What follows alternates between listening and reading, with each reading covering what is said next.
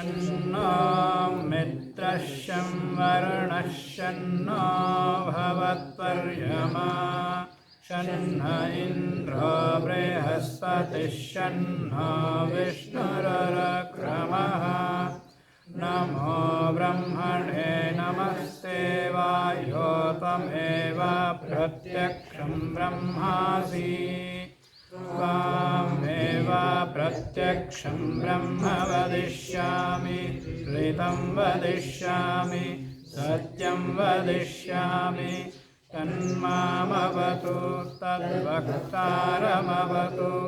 अवतु माम् अवतु वक्तारम् ॐ शान्ति शान्ति शान्तिः।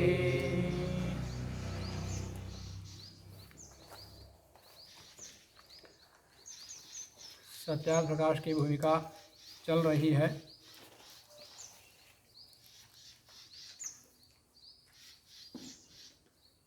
भूमिका संबंधी 4 पाठों को हमने देखा। पिछले पाठ में सत्य की ही जीत होती है और सत्य के मार्ग से ही विद्वानों का पथ विस्तृत होता है आदि कह करके सत्य को अपनाने में, धर्म मार्ग चलने में प्रारंभ में विष के तुल्य प्रतीत होता है, परंतु बाद में अमृत के समान सुखदायक होता है इत्यादि कहा। और मत मतांतरों की चर्चा किया। सबका एक मत होवे और मैं जिस प्रकार से आर्यावर्त में फैले हुए मत मतांतरों की समीक्षा करता हूँ, वैसे ही अन्य देशीय मतों की भी समीक्षा करता हूँ बिना पक्षपात के। यदि मैं भी वैसा ही करता तो ये भी एक मत संप्रदाय बनता। अपने मत का प्रचार करना और दूसरे की हानि करना, ये किसके समान है? पशु के समान। हाँ, पशु के समान है। अपने उन्नति चाहना और दूसरे की हानि करना, ये किसके समान? पशु के समान। उस प्रकार का व्यवहार मैंने नहीं किया, कह करके भी इस बात को उन्होंने प्रस्तुत किया। ऋग्वेद में एक मंत्र आता है, ऋतस्य पंथाम अन्वेति साधु। जो ऋत मार्ग का अन्वेषण करता है, सत्य मार्ग पर चलता है, वो साधु कहलाता।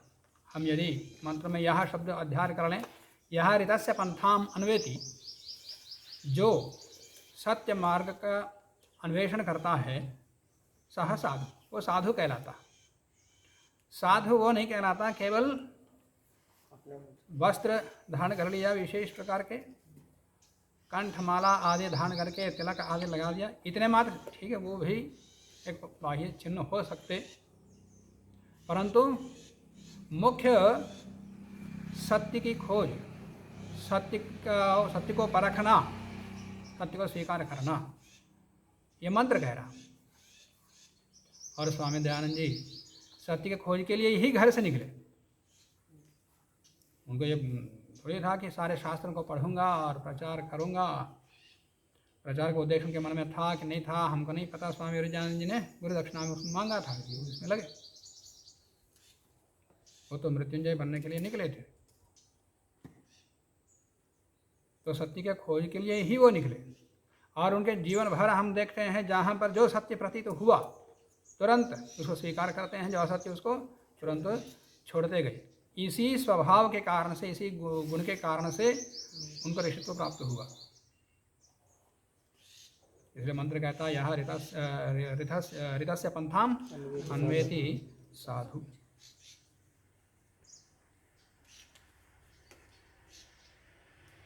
इसमें जो मत प्रकट किया गया वो मत वेद का मत है, स्वामी दयानंद का मत है। वेद का मत, वेद का मत, सत्य सनातन मत। सत्यार्थ प्रकाश के अंत में 14वें समोल्लास के अंत में कुछ विषय लिखा, उसको क्या बोलते हैं?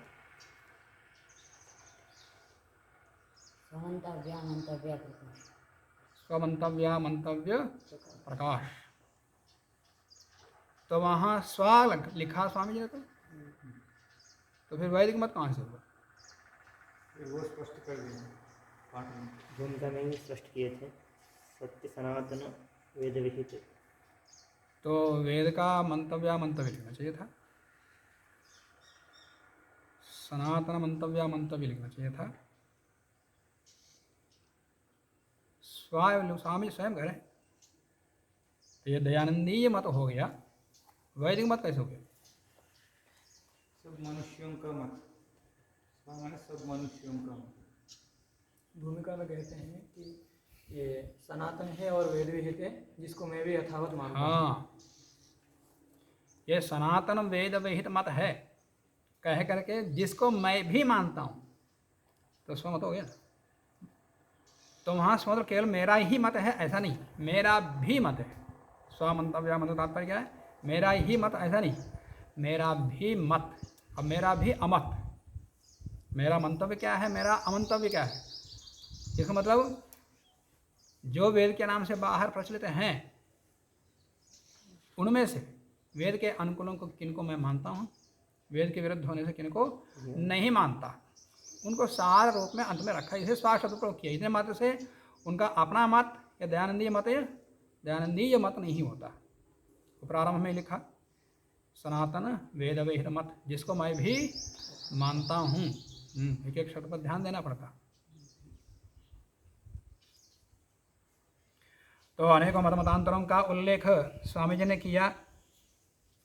इसमें यह भी अभिप्राय रखा है कि सब मत मतांतरों की गुप्त व प्रकट बुरी बातों का प्रकाश कर विद्वान अविद्वान सब साधारण मनुष्यों के सामने रखा, जिससे सबसे सबका विचार होकर परस्पर प्रेमी होके एक सत्य मतस्थ होवे, ये लिखा। तो सब मत मतांतरों की चर्चा तो आगे होगी, इससे अनुमान कर सकते मुख्य रूप से संप्रदायों के जो भेद वैष्णव, शैव और शाक्त, ये हैं। पहले तो शैव थे, शैव शाक्त वैष्णव अंत में आए। शैवों के बाद वैष्णवों का मत प्रचारित हुआ। जो बाद में प्रचारित हुआ वो दूसरे खनन करते, तो वैष्णव लोग शैव मत का खनन किया। कितने कठोर शब्दों में किया, कैसे किया, किन शब्दों में किया, जब हम वहाँ पहुँचेंगे तब देखेंगे। वो आरोप स्वामी दयानंद के ऊपर लगाते, पर उससे इतने कठोर शब्द स्वामी जी ने प्रयोग नहीं किया। समीक्षा किया, परंतु जो एक दूसरे पुराण वाले खनन करते हैं ना, इतने भयंकर, अब उन शब्दों को मैं अब नहीं दोहराऊंगा। तो वैष्णव संप्रदाय में 22 संप्रदाय है, उसकी शाखाएं। उसके बाद और बहुत सा निकले। श्री संप्रदाय, वल्लभाचारी, मध्वाचारी, सनकादि संप्रदाय, रामानंदी, राधावल्लभी, नित्यानंदी, कबीरपंथी, खाकी, दादूपंथी, मालूकदासी, रामदासी, सेनाई, मीराबाई, सखी भाव, चरणदासी, हरिश्चंद्री, साधनापंथी और माधवी, वैरागी, नागे, ये 22 प्रकार के संप्रदाय केवल वैष्णव। उसके बाद और भी निकले मुख्य। शैव के 7 संप्रदाय, वह भी बड़े जो मुख्य हैं, गौण तो और बहुत सारे हैं। शैवों के एक दंडी संप्रदाय, जिसको सन्यासी संप्रदाय भी कहते हैं। दूसरा योगी संप्रदाय, जंगम, जंगम तो आज भी सब जानते हैं प्रायः। ऊर्ध्वबाहु, गूदड़, रूखड़, कड़ा लिंगी, ये 7 संप्रदाय। कड़ा लिंगी ये 7 संप्रदाय हैं। कड़ा लिंगी एक ही है। और शाक्त संप्रदाय, शाक्त के 14 अवान्तर भेद हैं। दक्षिणाचारी, कानचेलिए, वाणी, कसरी, अघोरी, गाणपत्य, सौरपत्य, नानकपंथी, बाबा लालो, साध, सतनामी, प्राणनाथी, शिवनारायणी, शून्यवादी, ये इतने तो संप्रदाय हैं शाक्तों में। और इसके अतिरिक्त और बहुत सारे, ये तो प्रमुख हैं। चारवाक है, वामार्गीय है, चक्रांकित है, रामस्नेही, ब्रह्म समाज, प्रार्थना समाज, स्वामीनारायण आदि आदि बहुत हैं। चिन्मय मिशन आदि सब हैं। बाहर के बहुत निकले, अभी निकलते जा रहे हैं।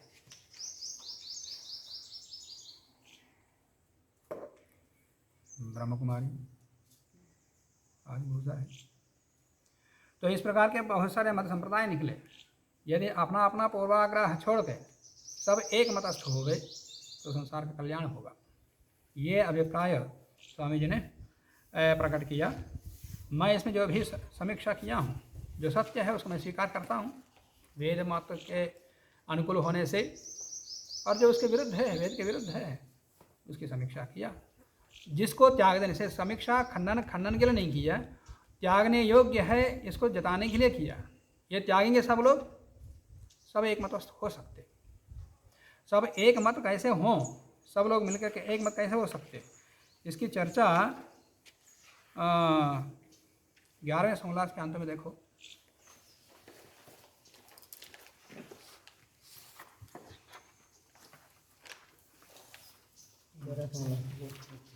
के लगभग अंत में, अंतिम से थोड़ा पहले मैं बताता हूँ।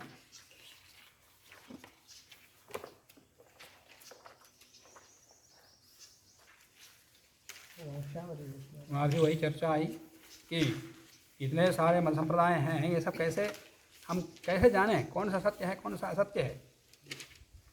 मिला सारे संलास के अंतिम से पहले आ जाओ। तद विज्ञानार्थम सह गुरुम एवा विगच्छेत समित पाणी है श्रोत्रियम ब्रह्मनिष्ठम। है ना, अपनी पृष्ठ संख्या दूसरों को बता दो।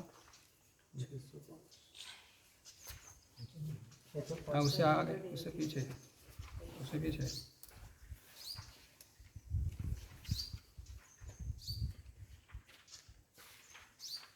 उसके आगे 19 श्लोकों से आगे थोड़ा बढ़ो। आप विद्वान से प्रारंभ हो रहा है परिच्छेद पैराग्राफ, उससे पिछला पैराग्राफ, उससे पहले वाला। जब वह ऐसे पुरुष के पास जाकर बोला, मिला,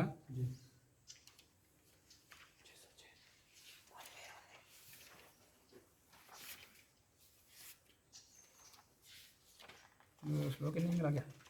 पूरी संख्या बताओ ना। अलग थोड़ा ही कुछ है। श्लोक देखो।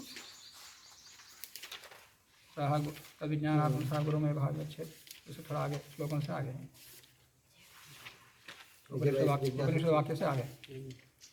जब वह ऐसे पुरुष के पास जाकर बोला, मिला सब लोगों को, छोटों को मिला।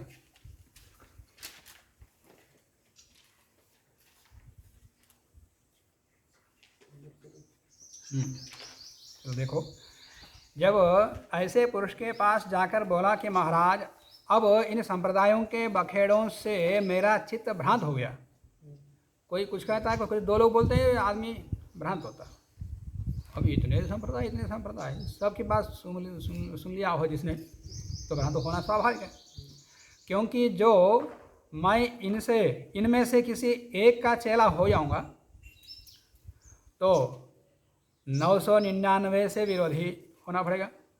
1000 मत हों और उनमें से एक का न्यायी बना तो 999 के विरोधी वो बनना पड़ेगा ना उसको। स्वामी ने भूमिका में कह दिया, एक दूसरे का खनन करते और एक दूसरे को खनन करने का तात्पर्य उसको दबाना और अपने को ऊपर उठाना। वो मानवता कैसे हो सकती है? वो तो पशु के व्यवहार है। वो तो एक का अनुयायी बनूंगा तो 999 के विरोधी मत वाला हो जाऊंगा। जिसके 999 शत्रु हों और एक मित्र है, उसको सुख कभी नहीं हो सकता। कितना बड़े फर्क दे रहा है। एक मित्र है, एक संप्रदाय मित्र है, फिर सब शत्रु है, वो सुखी कैसे होगा? इसलिए आप मुझको उपदेश कीजिए। ऐसा किसी साधु संत विद्वान के पास जाकर के जिज्ञासु बोल रहा है, जिसको मैं भी ग्रहण करूं। ऐसा उपाय बताइए जिसे मैं ग्रहण कर सकूं। इनमें से एक का भी मैं ग्रहण करने में असमर्थ समझता हूं, अपने आप को असमर्थ समझता हूं। तो आप तो विद्वान कहता है ये सब मत अविद्याजन्य और विद्या विरोधी हैं। अविद्या से उत्पन्न हुए हैं और विद्या के विरोधी हैं। मूर्ख, पामर और जंगली मनुष्यों को बहका कर अपने जाल में फंसा के अपना प्रयोजन सिद्ध करते, अपना गुरुनाम फैलाते, अपने आप को भगवान सिद्ध करना, गुरु सिद्ध करना या पैसा ऐंठना आदि आदि जो भी है सब अपना स्वार्थ सिद्ध करते हैं। वे बेचारे जो सामान्य जनता है, जो अनपढ़ बेचारे, वे बेचारे अपने मनुष्य जन्म के फल से रहित होकर अपना मनुष्य जन्म व्यर्थ गंवाते हैं। देख, जिस बात में ये सहस्र एक मत हो, माने जो 1000 मत हैं सब एक मत होला हो जाए, वह वेद मत ग्राही है। जिस विषय में ये सब एक मतस्थ हो सकते हों वो वेद मत है। उनका वही कहा, जो परस्पर विरोधी बातें उनको त्याग दो, जिस विषय में सब एक मतस्थ हो सकते हो वो वेद का मत है, उसका न्याय हो जाओ। तो ये सहस्र एक मत हो वह वेद मत ग्राह्य है, और जिसमें परस्पर विरोध हो वह कल्पित, झूठा, अधर्म, अग्राही है। ये उपदेश आप विद्वान ने कर दिया। अब वो जिज्ञासु कहता परीक्षा कैसे करें कि किस विषय में सब एक मत हो सकते हैं, किस में नहीं हो सकते, इसकी परीक्षा कैसे हो, कि इसकी परीक्षा कैसे हो।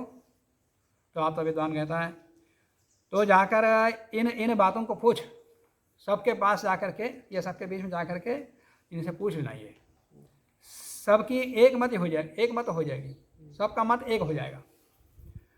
तो उनको कुछ उपाय बताया, कुछ प्रश्न बताया। तो वो जिज्ञासु सबके बीच में गया, जाकर के तब वहाँ उन सहस्र की मंडली के बीच में खड़ा होकर बोला कि सुनो सब लोगों, सत्य भाषण में धर्म है या मिथ्या में? सत्य में धर्म है या झूठ बोलने में धर्म है? तो क्या उत्तर देंगे सब एक स्वर होकर के बोले कि सत्य भाषण में धर्म है और मिथ्या भाषण में अधर्म है। तो सब एक मतलब सोए ना, इसमें तो ठीक है। बोलते सब सत्य को स्वीकार करते, धर्म को स्वीकार करते, पर उपदेश में फिर 99% सत्य वही प्रारंभ में बोले, सत्य के नाम से असत्य को बांधते, धर्म के नाम से अधर्म बांधते।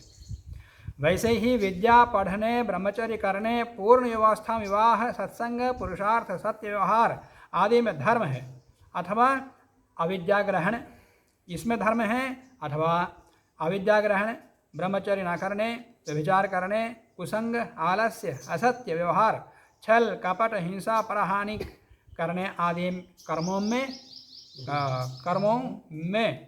धर्म है, अधर्म है। क्या है? उसने प्रश्न पूछा। सबने एक मत होकर कहा कि विद्या के ग्रहण करने में धर्म और अविद्या के ग्रहण करने में अधर्म है, ये कहा। तब जिज्ञासु ने सबसे कहा कि तुम इसी प्रकार सब जने एक मत हो, तो जैसे जैसे प्रश्न पूछा रहा इसी प्रकार सब लोग एक मत हो जाना, फिर वही धर्म बचेगा, वही धर्म ही उभर के आएगा। सत्य धर्म की उन्नति और मिथ्या मार्ग की हानि क्यों नहीं करते हो? अब अपना पूर्वाग्रह छोड़ो, एक मतस्थ हो जाओ। तो एक मतस्थ होने का उपाय यहाँ बताए, कुछ विषय ऐसे हैं और वेद को लेके आओ। वेद में ये है, ये वेद में ये प्रतिपादित है, तो उसमें सबको मानना होगा जो वेद को पढ़ा। प्रायः अधिकांश लोग वेद आदि शास्त्रों को ना पढ़े हुए हैं, विद्वान लोग ही संप्रदाय को चलाते हैं। तब वे सब बोले ठीक है, वैदिक मत ठीक है, जो हम ऐसा करें, मैं सब लोग एक हो जाएं, फिर अपना अपना गुरु कौन रहेगा? अपने अपने संप्रदाय के गुरु कौन कहाँ रहेगा? फिर जो हम ऐसा करें तो हमको कौन पूछे? हमारे चेले हमारी आज्ञा में ना रहें, जीविका नष्ट हो जाएगी, नष्ट हो जाए, फिर जो हम आनंद कर रहे हैं सो सब हाथ से जाएगा। इसलिए हम जानते हैं आदि आदि वो वहाँ का विषय है। तो एक मतस्थ कैसे हों इसकी चर्चा वहाँ भी आई, इसके लिए वहाँ बताया। थोड़ा आगे बढ़ो। जिज्ञासु मत वाले जिज्ञासु की चर्चा आगे चल रही है। उनमें जो बाल्यावस्था में, वहाँ प्रश्न है मत वाले, एक मत कभी नहीं हो सकता क्योंकि मनुष्य के गुणकर्म स्वभाव भिन्न भिन्न है। तो एक मत वाले कैसे हो जाएंगे? मनुष्य का स्वभाव ही सब अपना मुंडे मत भिन्न है शंकराचार्य का। तो अलग बुद्धि वाले हैं, अलग मेधा वाले हैं, तो गुणकर्म स्वभाव अलग अलग है, तो एक मत कैसे हो सकते हैं? तो इसके समाधान में जिज्ञासु कहते हैं जो बाल्यावस्था में एक सी शिक्षा हो, पहली शर्त, सबको एक समान शिक्षा होनी चाहिए बाल्यावस्था से। सबको संस्कृत पढ़ाओ और सबको व्याकरण आदि ग्रंथों को पढ़ाओ, स्वयं ग्रंथों से अर्थ निकालने की शिक्षा दो, किसी की व्याख्या के ऊपर आधारित ना हो, और आर्ष परंपरा को पढ़ाओ। आर्ष परंपरा की दृष्टिकोण क्या है? आर्ष शास्त्र को पढ़ाओ, तो एक जैसी शिक्षा हो। सत्य भाषणादि धर्म का ग्रहण और मिथ्या भाषणादि अधर्म का त्याग करें, तो एक मत अवश्य हो जाए। यहाँ भी एक मतस्थ होने का उपाय बताया स्वामी जी ने।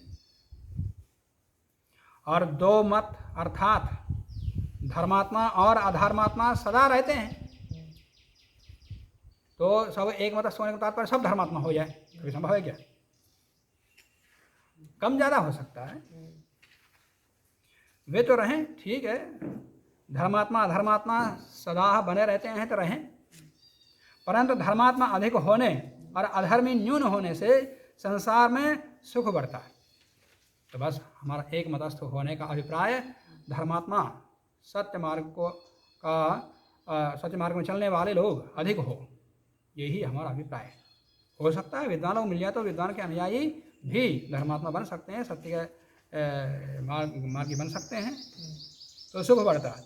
और जब अधर्मी अधिक होते हैं तब दुख बढ़ता है। और क्या, जब सब विद्वान एक सा उपदेश करें, सब विद्वान एक जैसे उपदेश करें, तो सब एक मतस्थ क्यों नहीं हो सकते भाई?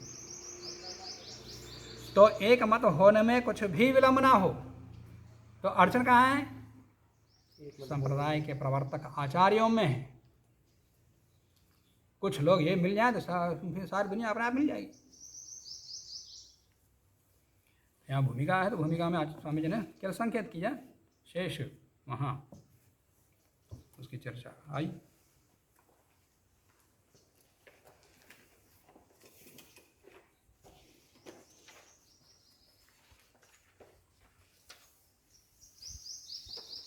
यदि एक मतस्थ नहीं होते, एक दूसरे को दबा करके अपने को उन्नत करना, इस प्रकार की इच्छा करना चाहते, तो वो पशुवत है, पशु का भी बड़ा भाई है आदि कह करके हमने वहाँ तक उस पाठ को बंद किया था, पिछले पाठ को। अब आगे देखते हैं। आर्यावर्तियों के विषय में विशेषकर 11वें समोल्लास तक लिखा है। आर्यावर्त में रहने वाले मतों की समीक्षा 11वें समोल्लास में लिखा है। इन समोल्लासों में जो सत्य मत प्रकाशित किया है वह वेदोक्त होने से, जो सत्य मत है वो तो वेदोक्त है, उनका अपना कोई निजी मौलिक नहीं है। वेद दर्शन आदि ग्रंथों से जो लिया है और वहाँ की व्याख्या सत्य ने समान किया है, तो फिर वो वैदिक मत है। तो वहाँ वेदोक्त होने से मुझको सर्वथा मंतव्य है, उनमें जो सत्योक्त है, वेद के अनुकूल है, वो मेरे लिए मंतव्य है। यहाँ बताए स्वमंतव्य मंतव्य में तात्पर्य, मेरा मत ऐसा नहीं, यहाँ भी फिर प्रकट हो रहा है। वहाँ वेदोक्त होने से मुझको सर्वथा मंतव्य है, तो वहाँ स्वमंतव्य मतलब मेरा मंतव्य ऐसा नहीं, वेद का मत है जिसको मैं भी मानता हूँ। और जिन नवीन जो ग्रंथ हैं पुराण तंत्र आदि ग्रंथोक्त बातों का खंडन किया है, वह त्यक्तव्य है, मानो वो वेद विरुद्ध होने से मेरा अमंतव्य है। वो मेरा मतलब वेद के विरुद्ध होने से, मतलब वेद के द्वारा स्वीकृत नहीं है। वेद के मत में वो अमंतव्य है, जिसको मैं भी अमंतव्य मानता हूं। यद्यपि जो 12वें समुल्लास में चारवाक का मत लिखा है, चारवाक मत को अलग से लिखा और इसकी समीक्षा किया, उसकी आवश्यकता नहीं थी। क्यों? चारवाक मत आजकल है क्या? है ही नहीं। स्वामी जी के समय में ही लुप्त प्राय हो गया था। वही बता रहे हैं, वह इस समय क्षीणास्त्र सा है, क्षीण जैसा हो गया है, फिर भी एक मत तो रहा है। और दर्शन के साहित्य में उसकी चर्चा होती है जगह जगह, इसलिए उसकी समीक्षा करनी आवश्यकता हुई, तो इसलिए स्वामी जी ने किया। वह इस समय क्षीणास्त्र सा है और वह चारवाक बौद्ध जैन से बहुत संबंध अनीश्वरवाद आदि में रखता है। वह नास्तिक है और बौद्ध जैन आदि भी नास्तिक हैं। तो कुछ विषयों में इनमें समानता है, एक जैसे मत हैं। किस विषय में? अनीश्वरवाद में ईश्वर नहीं है इत्यादि कुछ विषयों में इन तीनों में समानता है। यह चारवाक सबसे बड़ा नास्तिक है। नास्तिकों में शिरोमणि है, नास्तिक शिरोमणि। वहाँ क्या पाठ है? सबसे बड़ा नास्तिक है, बड़ा नास्तिक है। यहाँ सबसे बड़ा नास्तिक शिरोमणि है, ऐसा यहाँ लिखा है। तो सबसे बड़ा नास्तिक कहें, नास्तिक शिरोमणि कहें, अभिप्राय है कि ये शिरोमणि पाठ की आवश्यकता नहीं है, क्योंकि बड़ा विशेषण तो जुड़ गया।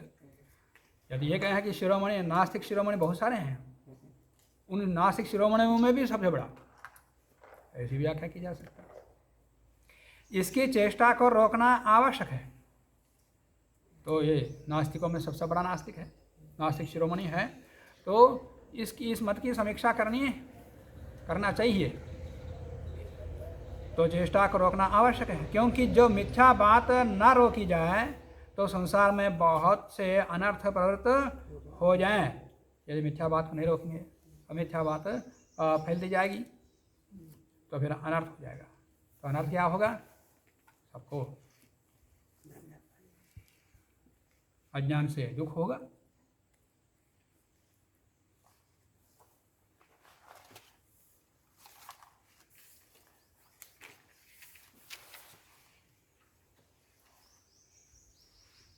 पहले का अथर्ववेद का मंत्र बता दिया था, उसका अगला मंत्र है यम ग्रामम आवेशत इदम उग्रम सहो मम। पिछले पाठों में बता दिया था, ना पिशाचै ही संशक्नो में न स्तेन ही न मनर्क भी, एक मंत्र बता दिया था। उसका अगला ही मंत्र है यम ग्रामम आवेशत इदम उग्रम सहो मम पिशाचास्तस्मात् नश्यन्ते न पापम उपजानते। अथर्ववेद का मंत्र है ये 4:36-8, ठीक है। यम ग्रामम आवेशत इदम उग्रम सहो मम, मैं अपने बल के साथ, ज्ञान बल के साथ, बल का तात्पर्य शारीरिक बल से पहलवान होकर के सबको डराने के लिए नहीं, किस रूप में? ज्ञान बल से।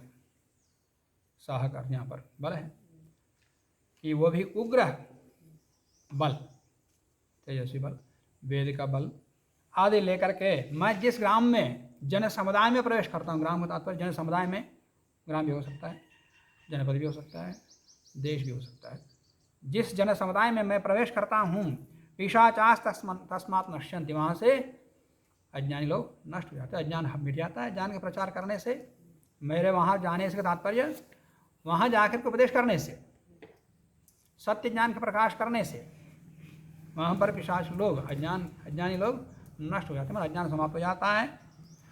और उसका परिणाम क्या है? ना पापम उपजानते, फिर वो लोग पाप नहीं जानते, मतलब पाप को प्राप्त नहीं करते। नहीं जानेंगे सत्य को तो पाप को प्राप्त करेंगे, अनेकों अनर्थ प्रवृत्त हो जाएंगे। यही स्वामी जी ने वहाँ कहा। और एक मंत्र बता दिया था कि सुगह पंथा अनृक्षरा आदित्यासा ऋतयते नात्रावखादो अस्ति वह, तुम्हारा पतन नहीं होगा। ये सत्य को जानेंगे, सत्य को नहीं जानेंगे तो फिर पतन होगा, अवखाद होगा। वही स्वामी जी ने यहाँ कहा, जो मिथ्या बात ना रोकी जाए तो संसार में बहुत से अनर्थ प्रवृत्त हो जाएं, इसलिए रोकना अनिवार्य है।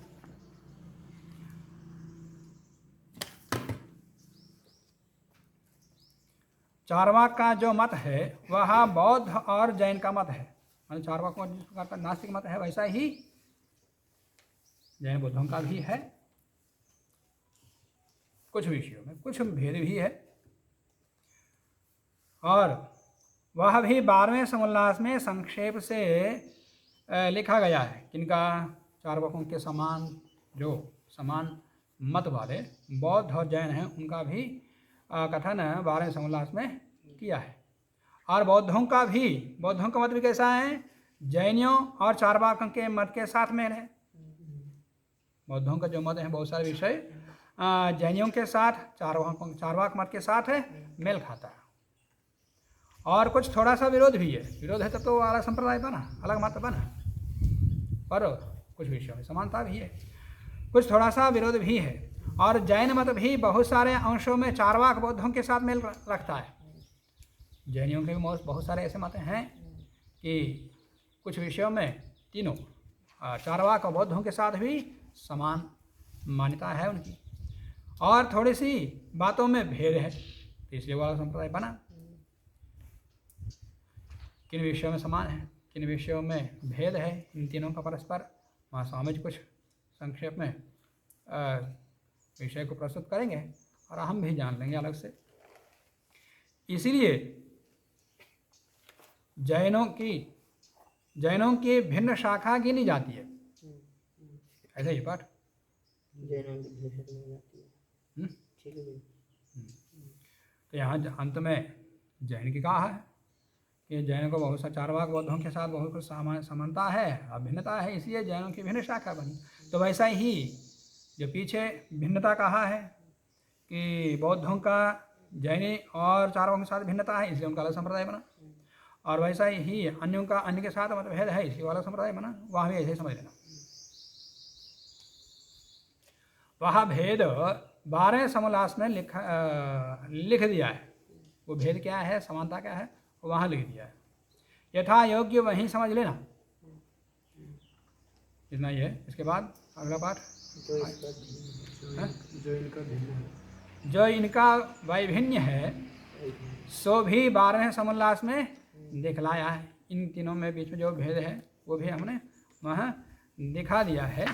बौद्ध मत और जैन मत का विषय भी लिखा है, तो जैन मत को भी लिखा, बौद्ध मत को भी वहाँ लिख दिया है। इनमें से बौद्धों के दीपवंश आदि प्राचीन ग्रंथों से बौद्ध मत संग्रह, जो बौद्ध मत संग्रह है यहाँ पर लिया है, वो कहाँ से लिया है? दीपवंश आदि में प्रतिपादित जो बौद्धों के प्राचीन ग्रंथ हैं उनमें से सर्वदर्शन संग्रह में संग्रहित हुआ वो मत, वहाँ से हमने लिया। सर्वदर्शन संग्रह में दिखलाया है, उसमें से यहाँ लिखा है। इसका तात्पर्य क्या हुआ कि स्वयं दीपवंश आदि सभी ग्रंथों को पढ़ करके नहीं लिखा, उनका सार सर्वदर्शन संग्रह में आया है, वहाँ से लेकर के समीक्षा यहाँ कर दिया। ठीक है। और जैनियों के निम्नलिखित सिद्धांतों के पुस्तक हैं। बौद्धों के तो दीपवंश आदि कुछ ग्रंथ हैं, उनका मत सर्वदर्शन संग्रह में है, वहाँ से उनका मत लेकर के यहाँ समीक्षा कर दिया, लिख दिया। अब आगे जैनियों के भी कुछ ग्रंथ हैं, उनका बताते हैं। इनके ग्रंथों का उल्लेख कर रहे हैं स्वामी जी। 4 मूल सूत्र हैं उनके, उनसे आवश्यक सूत्र, विशेष आवश्यक सूत्र, दशवैकालिक सूत्र और पाक्षिक सूत्र। ऐसा ही है ना पाठ? कहीं कहीं भेद हो सकता है।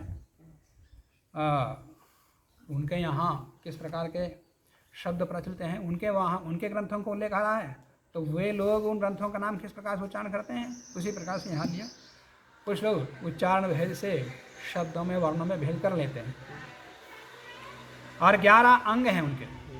एक है आचारांग सूत्र, सुगड़ांग सूत्र, थणांग सूत्र, समवायांग सूत्र, भगवती सूत्र, ज्ञाता धर्म कथा सूत्र, उपासक दशा सूत्र, अंतर्गत दशा सूत्र,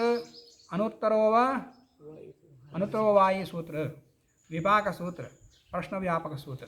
ये 11 अंग हैं। हैं? प्रश्न व्याकरण सूत्र हाँ, प्रश्न व्याकरण, मैंने क्या बोला? व्यापक। हाँ, प्रश्न व्याकरण सूत्र। 12वां उपांग, 12 उपांग ग्रंथ हैं। उपवाय सूत्र, रावप्सेनी सूत्र, जीवाभिगम सूत्र, पन्नगण सूत्र, पन्नगणा सूत्र, जम्बोद्वीप पन्नति सूत्र, चंदपन्नति सूत्र, सूरपन्नति सूत्र, निर्यावली सूत्र, कंपिया सूत्र, यहाँ कपिया सूत्र, कपिबड़ी सया सूत्र, उपिया सूत्र, पुष्पचुलिया सूत्र।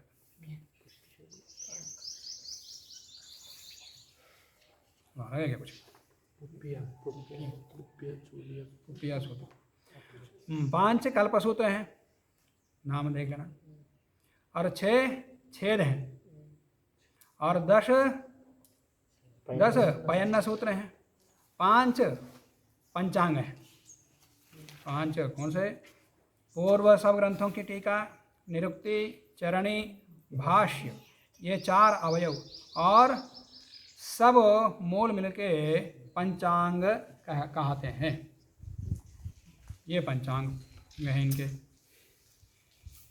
इनमें ढूंढिया अवयवों को, ढूंढिया एक भेद है, अवयवों को नहीं मानते। अवयव कौन से?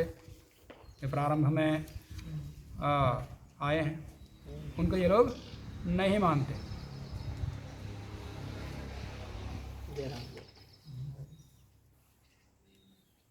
इनसे भिन्न भी अनेक ग्रंथ हैं जिनको जैनी लोग मानते हैं। कुछ ग्रंथों का उल्लेख किया है, और भी बहुत सारे ग्रंथ हैं जिनको जैनी लोग मानते हैं उन ग्रंथों को।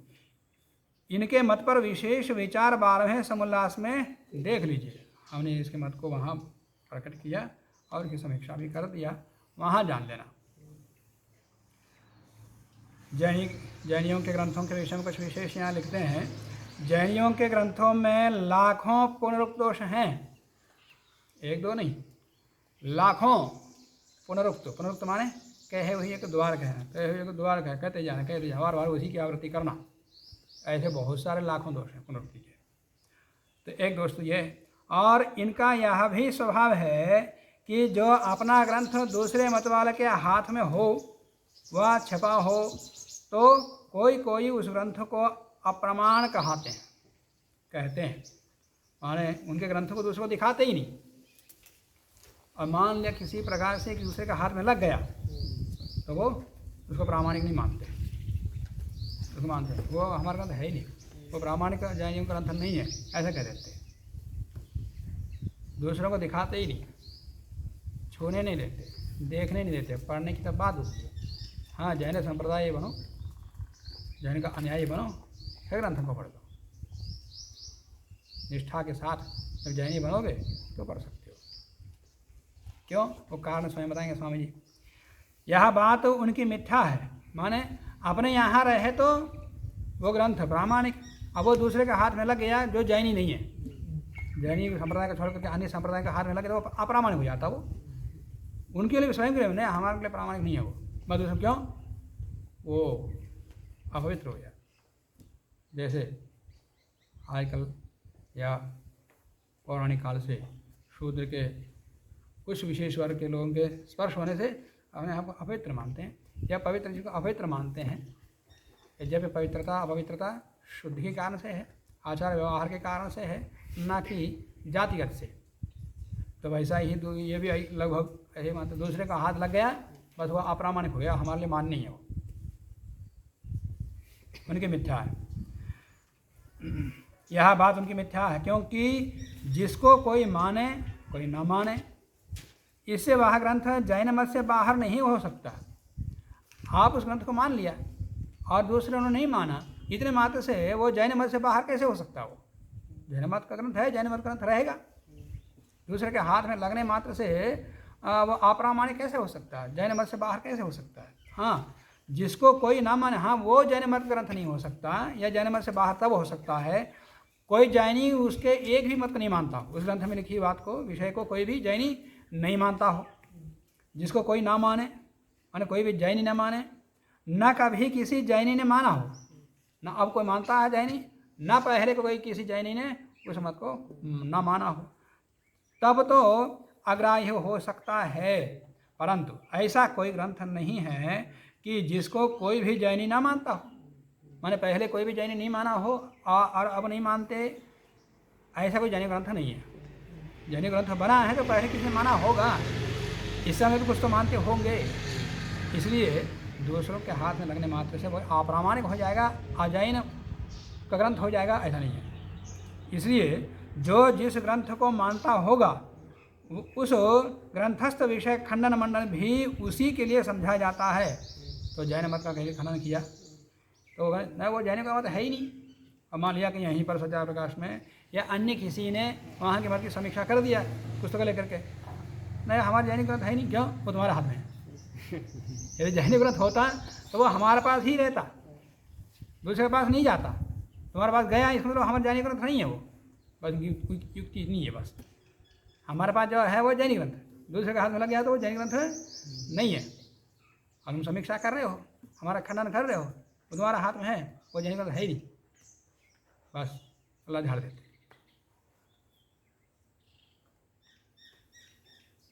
तो उस ग्रंथस्थ विषय खंडन मनन, जो इसमें भी जो खंडन मनन किया गया है वो जैनी ऐसा निराकरण न कर सकें, इसलिए पहले बता दिया। इतने मात्र से वो अजैन मत हो जाएगा, जैन भिन्न हो जाएगा, ऐसा नहीं। खंडन मनन भी उसी के समझा जाएगा, तो उसी के लिए समझा जाता है। परंतु कितने ही ऐसे भी हैं कि उस ग्रंथ को मानते जानते हों तो भी सभा व संवाद में बदल जाते हैं। उस ग्रंथ को मानते हैं परंतु वे सभा में आ जाते हैं, कुछ लोगों के बीच में आ जाते हैं, चर्चा चलती है तो फिर वो नहीं मानते। ऐसे बहुत सारे लोगों को देखे स्वामी जी घूम घूम करके। तो ऐसे भी हैं, तो कितने ही ऐसे भी हैं कि उस ग्रंथ को मानते जानते हों तो भी उसको प्रामाणिक मानते हैं, उसका अनुसरण करते हैं, परंतु सभा व समाज में बदल जाते हैं। नहीं वो हमारा ग्रंथ नहीं है, हमारा मत है ही नहीं वो। तो फिर खंडन से बच जाते हैं, समाधान देने के प्रश्नों का समाधान देने की आवश्यकता ही नहीं पड़ेगी उनको। इसी हेतु से इसीलिए दूसरों के हाथ में जाएगा तो उसमें असंभव बात बहुत सारे हैं, पुनरुक्त दोष हैं, तो फिर वो लोग खंडन करेंगे। इसलिए वो दूसरों को दिखाते ही नहीं। अच्छा है कि दूसरों को दिखाओ। इसी हेतु से, इसी कारण से जैन लोग अपने ग्रंथों को छिपा रखते हैं, देते ही नहीं किसी को। जैसे अपने यहाँ कुछ लोग गुरु उपदेश देते अपने शिष्यों को, जब पक्का शिष्य मालूम होता ये मेरा ही अनुयायी बनेगा, जीवन भर मेरा ही अनुयायी रहेगा, किसी दूसरे के पास नहीं जा सकता ये, और जब उसको विश्वास हो जाए तो उसको उपदेश देता। ऐसे नहीं देते जो अभी आएगा उसको गुरु को उपदेश दिया, ऐसे नहीं देते। तो ये भी जब पक्का जैनी हो गया, अब जन्म भर इसी में रहेगा, दूसरे का मत में नहीं जाएगा, तब जैनी ग्रंथ दिखाते। दूसरे मतस्थ को ना देते न सुनाते। हाँ, जैसे हम पढ़ते पढ़ा रहे हैं, वेद का पाठ करते हैं, दूसरों को सबको सुनाते हैं। आजकल सब जगह मल्टीमीडिया में भी डाल रहे हैं, पैसा वो लोग नहीं डालते हैं तो भी कुछ विषयों को बोलते जो सबके सामने, परंतु ग्रंथों को पढ़ के नहीं सुनाते। ये आद्योपांत जो पढ़ के सुनाते हैं, पुराण आदि भी, भागवत कथा आदि भी, जो भी है उनमें से जो ग्राह्य विषय सबके बताने योग्य बातें वही बताते। पूरे पढ़ कर दिखाओ ना, पता लगता है। विशेष करके ये हैं, इसी इनके विषय में बोल रहे हैं। तो दूसरे मतस्थ को ना देते, ना सुनाते, ना पढ़ाते, इसलिए कि क्यों दूसरों को क्यों नहीं दिखाते, क्यों नहीं पढ़ाते, क्यों नहीं सुनाते, क्यों? उसका कारण बता रहे हैं। इसलिए कि उनमें ऐसी ऐसी असंभव बातें भरी हैं, असंभव बातें इतने सारे उसमें भर रखे हैं, कोई विश्वास नहीं करेगा। पहले ही उसके ऊपर जैनी संप्रदाय, जैनियों के ऊपर विश्वास हो गया हो तो जो बोला वो सुनेगा, जो बोला उसका हाँ हाँ हाँ मानेगा, तब तो वो सुनाते।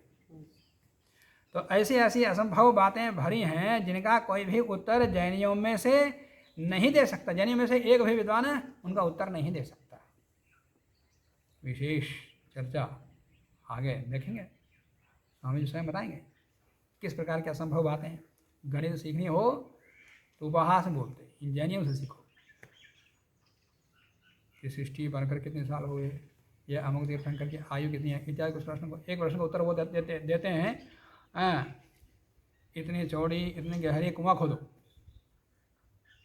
और उसके अंदर रेत भरो, रेत भर के फिर इसके ऊपर हाथ ही चलाओ, मतलब ठूस ठूस करके रेत को भरो, फिर उस रेत को निकाल कर गिनती करो उसमें कितने कण हैं। इतने साल की सृष्टि है, ये बताएं। तो कोई गिनेगा ऐसा एक एक कण को। तो इस प्रकार के असंभव बातें उसमें बहुत हैं। तो इसी उपवास में स्वामी लिखते हैं गणित सीखना हो तो इन लोगों से सीखो। ये कितने साल का आया, किसी की उम्र जानना हो तो इसे चर्चा वहाँ आएगी। तो झूठ बात का छोड़ देना ही उत्तर है, यह उत्तम है। उत्तर क्या है? इन प्रश्नों का उत्तर तो उनके पास है ही नहीं, तो उत्तर क्या है? बस ऐसे गप्पों को छोड़ दो, यही उत्तर है। तो गप्पों को छोड़ने का मतलब जैन मत को छोड़ना, इसलिए जैन मत छोड़ नहीं सकते। इसलिए अच्छा है कि प्रश्न ही ना उठे तो उत्तर देना नहीं पड़ेगा ना, प्रश्न ना उठे तो उत्तर नहीं देना पड़ेगा। अब प्रश्न कब नहीं उठेगा? जब इन ग्रंथों को दूसरे के हाथ में नहीं लगाना, लगने नहीं देना, दिखाना, तो प्रश्न उठेगा नहीं, तो उत्तर छोड़ने रूपी उत्तर देना नहीं पड़ेगा। इन ग्रंथों में लिखी हुई बातों को छोड़ देने रूपी उत्तर देना नहीं पड़ेगा, मैंने अपनी गलती को स्वीकार करना नहीं पड़ेगा।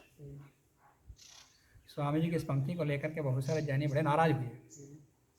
स्वामी वेदानंद जी ने अपनी टिप्पणी में लिखा, हाँ उस पुस्तक में पढ़िए। इस पंक्ति के कारण जैन लेखकों ने ग्रंथकार को अपने अनेक कुवाच लिखे हैं।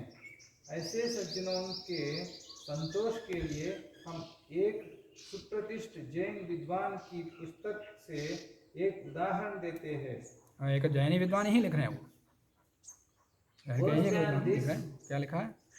Worse than this, they were religiously averse to letting non-Jains read or even see or touch their sacred books.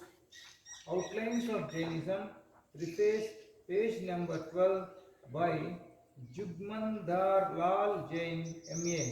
अर्थात इससे भी अधिक बुरा यह कि वे जैन धार्मिकतया अपने पवित्र ग्रंथ अजैनों को पढ़ने तो क्या, देखने और छूने देने के भी विरुद्ध थे।